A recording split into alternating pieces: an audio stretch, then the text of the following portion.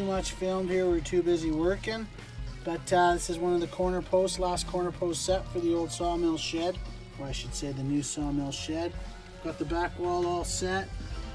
8 by 8 by 12s in the rear, 4 feet in the ground. Gonna give us about an 8-foot height. Front posts are 16 footers, about 4 feet in the ground. Gonna give us a 18 footers. Gonna give us about a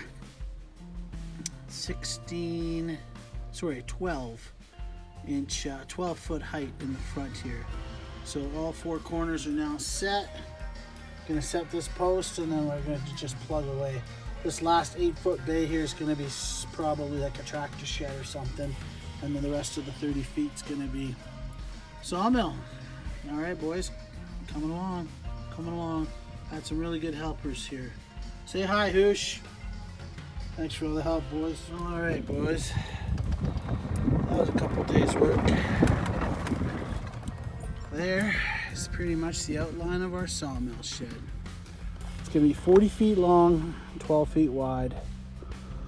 And the woodland mills over there is gonna slip right inside it. The last 8-foot bay there is gonna be like a tractor or skid steer shed. Someone can just roll the piece of equipment in when we're done. Yeah, back wall is gonna be about 8 feet.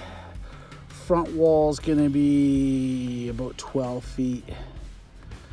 We're up pretty high. We're about 5,000 feet elevation here, so we get a fair bit of snow. So she'll do all right.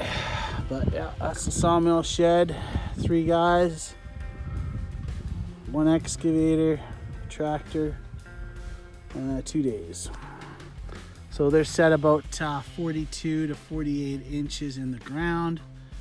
I think frost line around here is about 48 inches, so I don't think they're going anywhere. We cross drilled them, put some rebar in, about 5 bags of concrete right around the footing there, and then backfilled, compressed, wet, backfilled, compressed, wet the dirt down, and she's rock solid.